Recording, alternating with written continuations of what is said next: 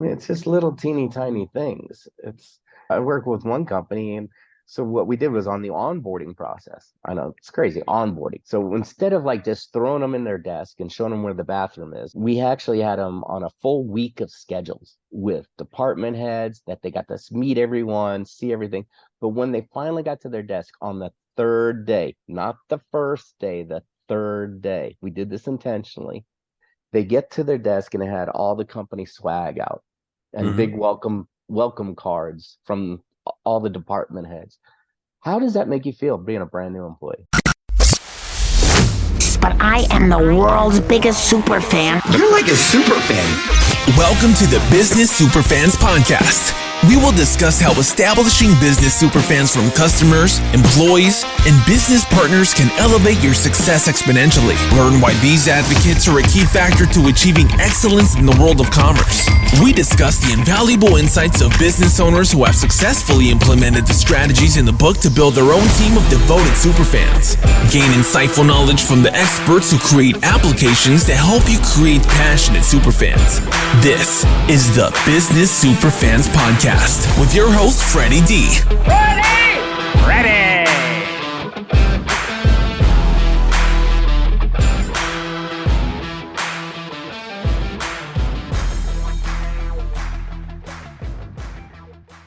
Have you encountered language barriers with non-English speaking clients? Are language communication challenges hindering your business opportunities? For top-notch language services, choose a foreign language service. They facilitate communications in over 400 languages, enhancing your offerings and driving success. As Arizona's premier language provider for over 30 years, they offer elite interpreting and translation services, including American Sign Language, nationwide. With a focus on excellence, they provide 24/7 telephonic and video interpreting with a live interpreter in under 60 seconds. Request telephonic, video, or in-person interpreting. They also offer translation for documents, courseware, software, and websites, as well as audio transcription and voiceovers. Trust in their expertise for effective language communication solutions for your business needs. Get in touch today at 844-813-4242 or explore their services at 400-400languages.com. I mean, it's just little teeny tiny things. I work with one company, and so what we did was on the onboarding process. I know it's crazy, onboarding. So instead of like just throwing them in their desk and showing them where the bathroom is, we actually had them on a full week of schedules with department heads that they got to meet everyone, see everything. But when they finally got to their desk on the third day, not the first day, the third day, we did this intentionally. They get to their desk and it had all the company swag out and hmm big welcome cards from all the department heads.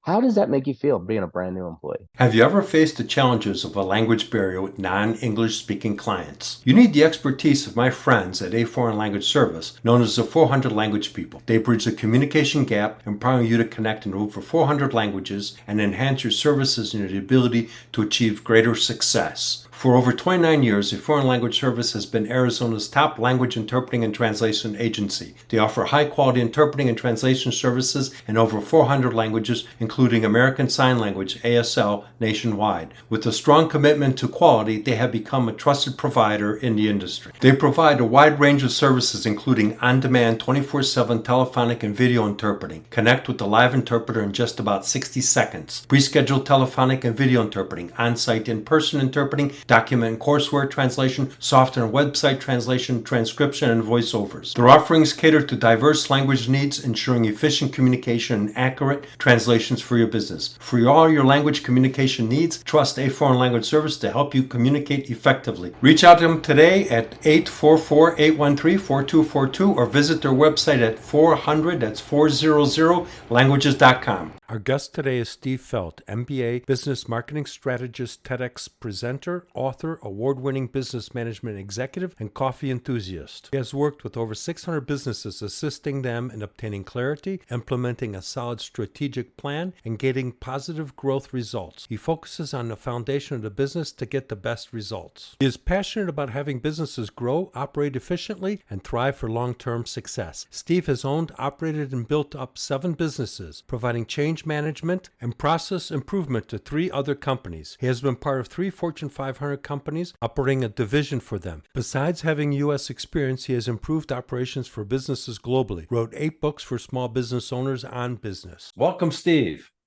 Oh, thanks for having me.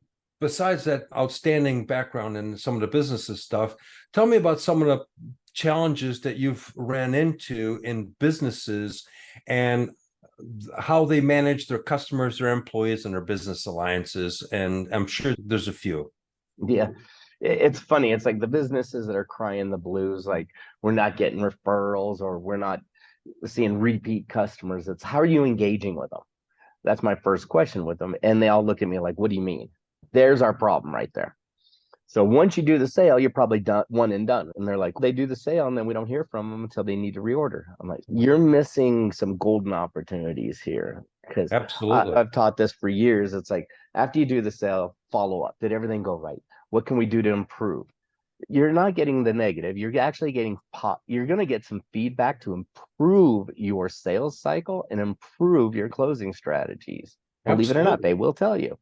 Absolutely. And the sale really begins after the sale. After the sale, because now you start seeding them for when they have to renew, when they have to replenish, or maybe give referrals. And I've been using referral programs for I don't even know how long. And in one of my businesses, it accounted for 27% of my business was referral. How do I know that? I track it. And there's plenty of ways to do it. But it was a solid referral plan. It wasn't like, I'll just have everyone I'll ask everyone, who do you know? No, that doesn't work. That's Nobody knows weak. anybody.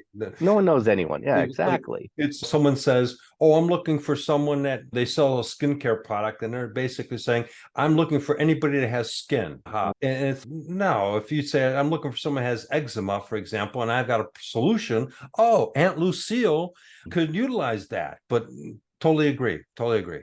That's true. And why would someone give up a referral? What are you giving them to incentivize them to give it up? It's their contact. Throw a little bone their way. I used to do these little bounce back coupons and they were a huge hit. It was so simple. So I printed it in my office and I did it with I did a thank you card for everyone who made a purchase every week. Sundays, I just did thank you cards. Simple, short and easy, nothing, no novels. And I had them pre-printed and I just put 1 or 2 lines in there to make it personal. Boom, done. Simple. It's huge. It's huge. It's what I talk about in my book is thank yous. One of the chapters is just showing appreciation and gratitude for them doing business. And just like you mentioned earlier, follow-up is monster. Follow-up is really everything. And it's amazing how, and I think you'll agree, especially is that there's businesses that provide an excellent service, do a great job, and they never reach back to that customer. Exactly. It's that, and that customer forgets who did the work, and so they need the work again, and they find somebody else because the other previous person never stayed in contact, never followed up, never did anything. That's it. It's the simple little things. I'll give you an example, like purchasing a car. I purchased a car a couple years ago. So at a certain point, I get an app that tells me about when it's time for fuel and everything else, and time for an oil change and tire rotation. Guess what? I don't necessarily see the app and it gives me an alert, but I also get it from the person who sold me the car in an email, in a text. So they're looking at that stuff daily and reaching out to us going, hey, don't forget your oil is probably due right about now. Sure. That's a little teeny tiny things that just takes it to another level. Yeah, absolutely. It's that engagement that takes it. What are some of the other things that you've seen that organizations with their employees don't do a good job of engaging and motivating their employees, which really is the front line of that business? Oh yeah, I've seen it so many times. I walked into one business and I said, okay, what do you guys do? What are you doing to recognize your employees? They all gave me that look again. What are you talking about? I'm like, okay, so every month we have an executive board meeting, we have executive meetings, we have department head meetings. So at the beginning of every month, we're going to do birthday cards for everyone who had birthday cards. So we just sign them down and dirty, and the HR would hand them out with their paychecks or on the day of their birthday. So difficult, wasn't it? Just to sign your name to a birthday card. It was so hard. And whoever knew that person would say something about that person. So now we can all personalize it a little bit. Our morale went up. I know it's hard to believe. Your morale goes up, your engagement goes up, and now they're willing to talk to you and give you ideas and suggestions about what they see that we can work on to improve. Yeah. What it cost us a pre-printed thank you card? It's little stuff. And in my book, I talk about people will crawl through broken glass for appreciation and recognition. Yeah. And that's just a simple thing. I actually have birthdays as part of one of my chapters. Yeah. And it's important. An example that I share with people is you look at complementary businesses. Okay. So we'll just keep it dirt simple: flooring company and a painting company. All right. And here's an example where things can go well or they can go really bad. And so the painting company gets a customer, does a painting job. They do a great painting job. And the customer says, okay, I love the painting job, but now I realize that my floor really looks horrible. Mhm. So who do you know that can do flooring? So the painting guy, we'll just call him Bob. Bob says, oh, you got to talk to my friend John. John's got a great flooring company, do excellent work. So they contact John and John says, oh yeah, we'd be happy to take care of it and stuff. And he's going to send Mike. Mike is not really happy at the company because he doesn't feel appreciated, doesn't feel recognized for his extra efforts and stuff like that. And Mike goes over begrudgingly and does the job, but it's not his best work. So the customer at the house is not happy with the work because it's really half-assed, for lack of a better way of wording it, but an accurate way. And so she complains back to the painting guy and is for the recommendation. So he looks bad because he's got a bad referral. Mm-hmm. The flooring company looks bad because they did a bad job. And it's a double lose. Yeah. All because that employee was not, as you mentioned, recognized and appreciated. I mean, it's just little teeny tiny things. I work with one company, and so what we did was on the onboarding process. I know it's crazy, onboarding. So instead of like just throwing them in their desk and showing them where the bathroom is, we actually had them on a full week of schedules with department heads that they got to meet everyone, see everything. But when they finally got to their desk on the third day, not the first day, the third day, we did this intentionally. They get to their desk and it had all the company swag out and big welcome cards from all the department heads. How does that make you feel being a brand new employee? You feel, wow, this company is a cool company. I'm excited about this company. I made a right decision to join this company, and I'm going to tell all my friends because you've just converted that employee into a super fan, because he's going to tell his family, he's going to tell his friends, hey, my third day in a job, I had all this welcome stuff. I had all these little water bottles that had that branded and all that stuff. And man, this is a cool company. Not only that, we used to put birthdays and anniversaries in the newsletter, or milestones that people had, how long they were working there. Yeah. One of the companies I worked at, the average tenure was 28 years. That's a big deal. So every time it's like so-and-so was here for 22 years. It was a huge deal and people gobbled it up. But it made everyone, not just that one individual, everybody feel, wow, they really care about me. Yeah, and the same thing when you share that to the customers. Now the customers realize, wow, this is a cool company. They take care of their employees, and it's a simple little thing going to the customer. But now you're creating that customer into a super fan because they're going around and says, man, this is a cool company. They recognize their employees and stuff. Matter of fact, it's good that I got this newsletter because I need another thing done by this company, and it's just that simple little thing can trigger additional business. Yeah, you just brought newsletters to all your current clients, past clients, and prospective clients is pure gold. And hard copy will go 10,000 times farther than an email. Oh yeah, that's the thing, that if people are let me just send them an email, or let me just send a text, and I'm going like old-fashioned, good old postal mail is still the best because it's a physical thing. And it gets looked at. Email, you don't like the subject line, you don't know who it is, you hit delete and it's gone. That's it. And postcards, actually, you got a higher chance of at least someone taking a peek at it before they throw it away. But you had your 30 seconds that they looked at it. Exactly. The last company I did, it was a total of 4 pages.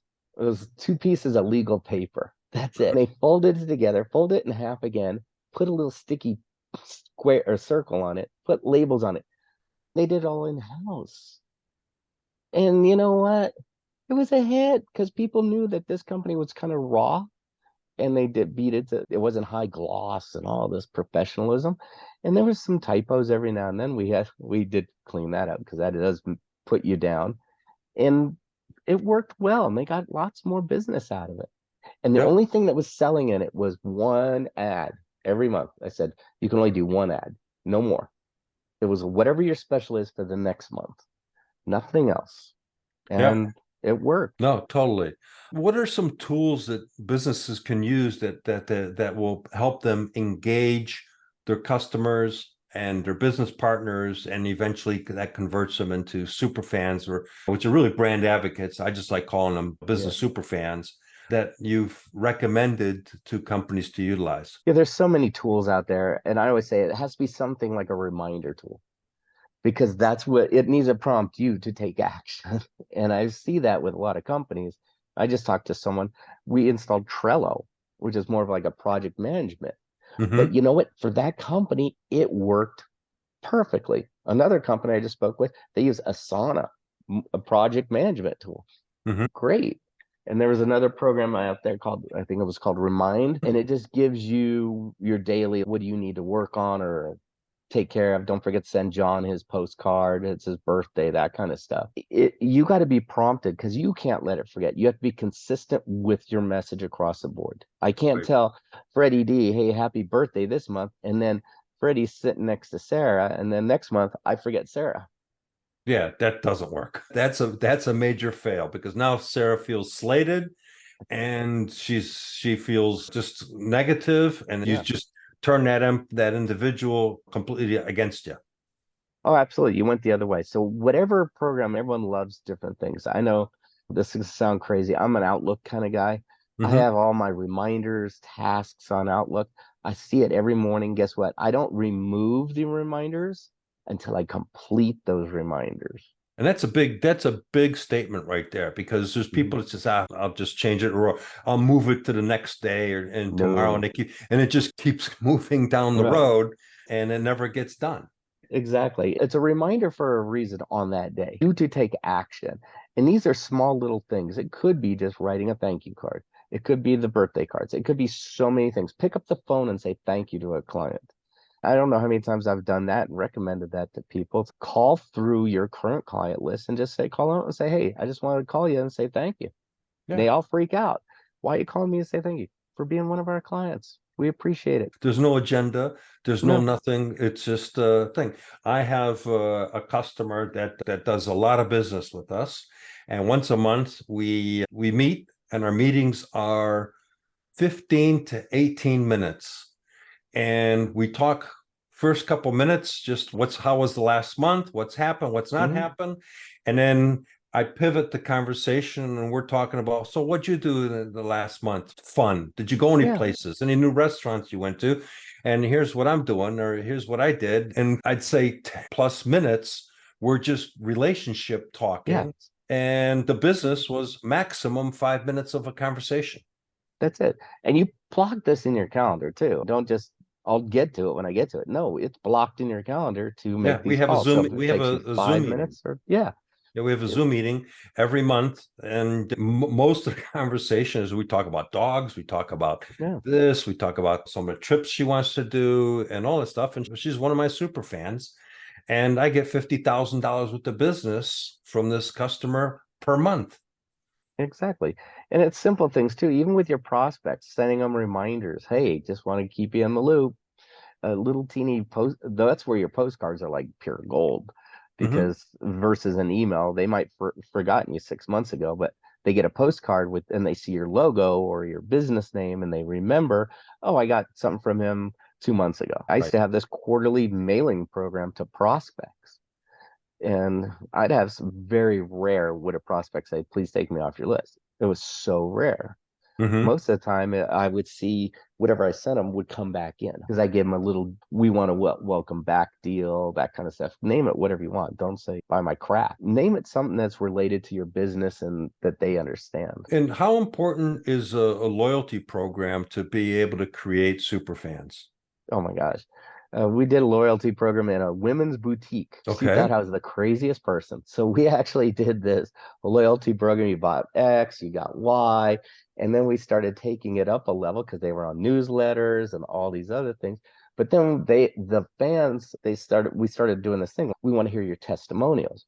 Oh my God. They started blowing it up. So for every testimonial, we did something else for them. Give them a Mm-hmm. discount or a trinket or something else. The owner was like, I have to have one person just taking care of all this now. I have to hire one person to take care of all this. And I'm like, is this a bad thing? She goes, are you kidding me? I doubled my revenue just from these little touches, doubled it. So is it worth me to hire one more person to take care of it? She's like, I could make the hire fast enough. Yeah, and it's a simple thing. It's just a simple loyalty program, like you just said. That's It's it. just It it's wasn't crazy. yeah, nothing crazy. I have meetings at a deli, and every time I get 10 meals there, and I meet them twice a month. I go Yeah, there for a meeting, so my 10th one is free. And that's but we always go there because the food's good, and I also appreciate the loyalty program as their mhm. way of saying thank you for doing business with us. That's it. It doesn't have to get people make it so complex, like this is going to be such a burden on me. It's not. You got to start with something. What would that be? What's the simplest, like the low-hanging fruit that you can get people to repeat purchase from you and you're going to reward them? It's Mm-hmm. not, don't make it so difficult. And I see that with some companies. They're making it so complex that no one wants to take action. It's like getting a rebate, a refund, or hey, send in this postcard and you'll get $100 off or $100 check from Mm-hmm. all things we buy, mostly electronics. Then if you read the fine print, you have to actually dance through hoops, fire hoops, do Walk all on these hot stuff. coals, Exactly. swim in a river full of piranhas. And you're still 8 to 12 weeks out. When you're Right. making it the barrier so hard to take advantage of your incentive, then people don't do it. And then you think you're winning. You're actually losing because people remember that and they'll tell everyone how horrible it is to get that incentive. Right, because it's really not an incentive. It's not an incentive. It's not an incentive. What are complementary businesses? People don't really talk a lot about Mhm. complementary businesses, but really, I think that's a topic that I want to dive into a little bit is how you can create business alliance partnerships, and those partnerships become super fans to promote your business, and you're become a super fan to promote their business. So talk about that a little bit. We could use a thing called an event chain. So it's like everyone before you that leads up to shopping at your place. And then everyone after you is everyone you could refer to them. So it's something that, say, they offer that you don't offer, but it's complementary. So, for example, you mentioned like a landscaper is a great, we'll put them right in the middle. Right. So, who can refer a landscaper? A paving company, Yep. masonists, but could they also be the other way? Yes, absolutely. This is where you've got to put some time in and really think who can refer people to you and you pay them a referral fee. And then who can you refer your clients to that will pay you a referral fee? Right. It's another income stream. And I've heard businesses say, I don't want to pay a Freddie D 10% for giving me a client. It's a client you didn't have. Freddie D only referred him to you because it was a good alignment. Right. Are you on crack? It's stop the madness. Pay him his fee and then beg him for more. Yeah, exactly. And the opposite comes into play. You've got, John the painting and Mike the flooring, Hmm. and the flooring company is giving John a bunch of referrals. There's no giving Right. it back. And so basically, it's a one way that, and at some point in time, the flooring guy is going to say, you know what? This relationship isn't working because it's one Yeah. direction. I'm the one that's giving the painting guy all the referrals, and I've got Hmm. nothing back. There's nothing in this for me. It doesn't work. And that partnership dissolves. And that's just Right. it. How often does that happen besides? All the time. That's where you have to get the referral fee in because that holds people a little bit more accountable. So it's not so one-sided. So if I'm referring business to you all day long, but I'm getting 10% of everything you close that I referred to you, guess what? I'm going to keep doing it because to me, that's easy money. And for you, you're going to be paying out that 10% because that's easy clients. Right. So now we can have that relationship. It's a one-sided relationship. It works. It's a It one-sided. worked. It But worked. if you don't even have that part of it and it's one-sided, then it doesn't Oh work. yeah. If I didn't have the referral agreement with you, then I'm feeding you clients all day and I don't see a penny for my time, giving up my contacts or any of this stuff. Now I get a little irked and Right. it would end. Yeah. I did it with a CPA one time and we had a great relationships back and forth, 1-to-1 almost. And then one day I'm feeding her and I'm not getting anything in return. I talked to her about it and she goes, yeah, I haven't found anyone like that. I go, great. So I moved to the next CPA. There you go. There's a perfect example. She could have created a relationship where you would have been a super fan of her and telling the great work that she done because it was a mutually beneficial partnership. And that's it. You got to turn even your vendors, your suppliers. And one of my businesses, I had all my vendors as my super fans, the vendors, the delivery drivers. Right. And the reason was I'd give them like little gifts every now and then. Hey, man, it's a hot day. Here's some ice water. I knew you were coming, or an icy something for your neck. And he's okay, let me give it back to you. I'm like, no, next time you're going to see me next week. Little teeny tiny things like this went so much further. So when I needed, he would tell the delivery driver would tell me what's going on in other stores, who owns them, what's going on. Gave me all this info. And then I ended up forming a co-op with all my competitors. There you go. Because I started building a relationship with the delivery drivers. And I turned them in my raving fans.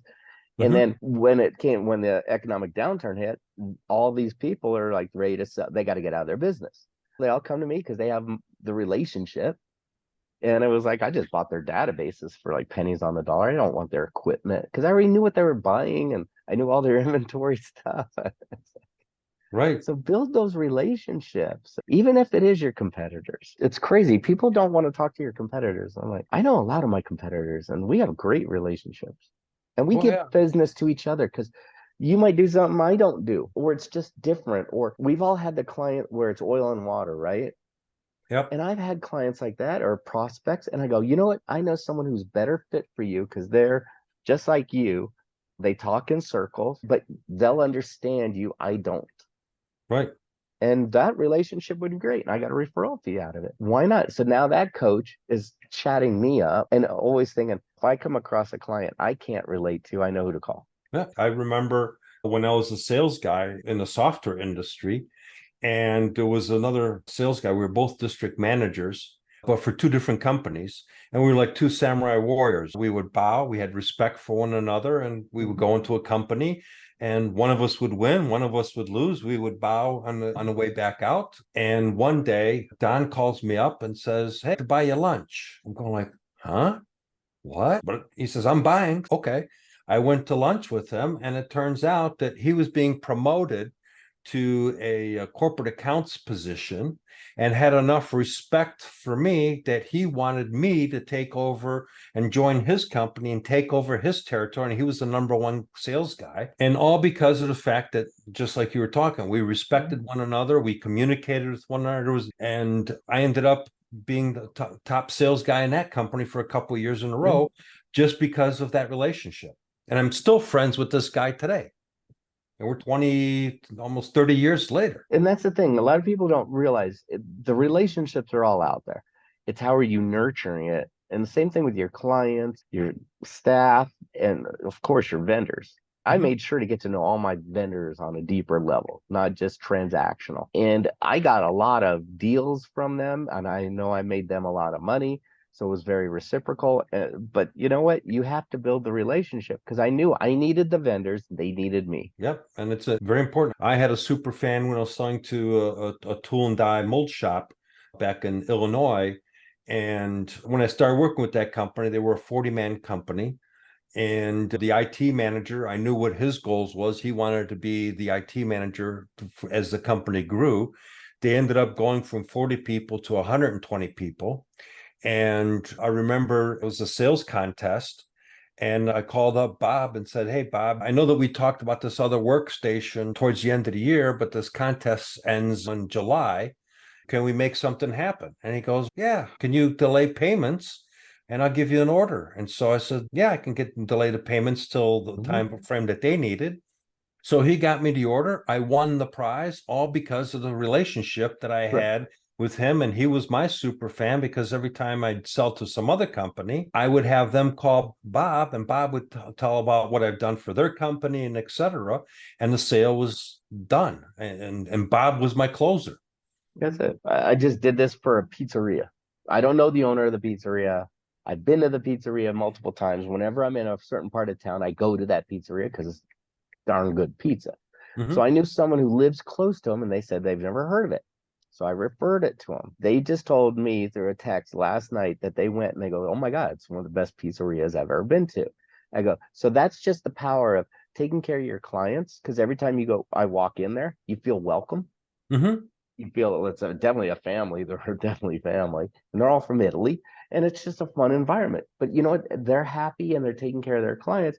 They might have it as a transactional, but they're making it more on a deeper level just by being themselves, not being something fake. They're not trying to be Pizza Hut and all this other stuff, No, and they know it. yeah, it's same thing. I have a customer in Michigan. They make pot pies, and their business has exploded.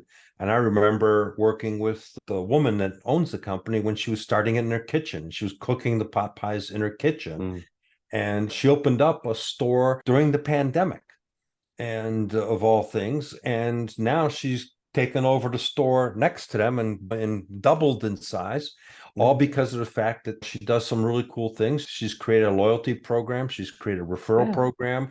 They engage people on the social media sites. And every time she's at the farmer's market, she takes a little video and says, "Hey, I'm at the farmer's market." And so she posts a yeah. video, just the little things, but she's engaging and her business is exploding. They've got, I think, 4,000 followers on Facebook, all organic, no purchases. Good. It's the little things, and a lot of companies don't realize it because they're so busy being busy. But Right. if you put a little bit of time out, block it, and come up with a true plan. Just don't wing this stuff. Whatever you do, please don't wing this stuff. Because you wing it, you're not going to get results, and then you're going to get discouraged, and then you're going to poo every good idea after that.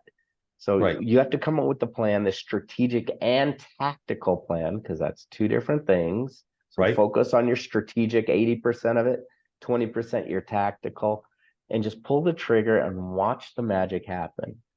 Block the time out for these little thank you cards. It really will not take you as long as you think. Yeah. Little time for huge return. Yeah, I started blocking the time out on Sundays for these thank you cards. So I started blocking 2 hours. It's going to take me 2 hours to do all this. So I did it like while watching football. As I started realizing it's taking me 30 minutes maximum, and I was enjoying it. So it's like, Right. okay, You felt good. More importantly, you felt good sending them out oh there. yeah, And so that creates more good energy. And what you put out, you get 10 times back. So it hmm, absolutely works. oh absolutely. So, Steve, how do people find you? Yeah, the one of the biggest places, or the biggest places. I'm on all social media platforms, but primarily my website is bizcoachsteve.com. Mhm. That, and I'm on LinkedIn. Those are my two primary, I should say, social media channels because I know where my peeps are. I'm on Instagram, but I don't go there too often. I haven't been on it in a while since I've been out of the country at a convention for a few weeks. I know it's horrible. Hate So, when those trips come up. uh, it was a long, I wish I could say it was enjoyable. It was just long. But yeah, I'm back in the game and I do a lot of workshops, presentations, and I have plenty of information on my website. So it just helps business owners to help them grow their business. It's free content. You don't have to opt in to Jack. Just enjoy. Okay. Anything that you want to give to our listeners? Yeah, I think we're doing the 10K book, Okay. 100K book. I think that's it. Out of all the books, I just got the proof in of my ninth book from my editor. Oh, wow. We're working on that, but I believe it's the 100K book. It's 8 simple strategies to grow your business without spending another penny on marketing or advertising. And they're simple to do, obviously for free. You just have to Mhm. put a little bit of work into it, and it details them out in the book. Excellent. Steve, thank you very much for being on the Business Superfans podcast. It was a pleasure chatting with you. And I think our audience has got a lot of valuable nuggets out of this show. And I look forward to having you on the show again in the near future. All right. Thank you for having me. I just wish everyone the best business success. All right. Thank you. We hope you took away some useful knowledge from today's episode of the Business Superfans podcast. The path to success relies on taking action. So go over to businesssuperfans.com and get your hands on the book if you haven't already. Join the Accelerator community and take that first step in generating a team of passionate supporters for your business. Join us on the next episode as we continue guiding you on your journey to achieve flourishing success in business. Thanks for tuning in to today's Business Superfans podcast. If you found value in our dive into creating superfans for lasting success, show some love, hit like and subscribe for future episodes, and share with your network to spread the insights. We'd appreciate if you would write us a review as it helps our show. Your support is everything and fuels more content to boost your business. Till next time, keep rocking, superfans, superstars. We hope you took away some useful knowledge from today's episode of the Business Superfans podcast. The path to success relies on taking action. So go over to businesssuperfans.com and get your hands on the book if you haven't already. Join the Accelerator community and take that first step in generating a team of passionate supporters for your business. Join us on the next episode as we continue guiding you on your journey to achieve flourishing success in business.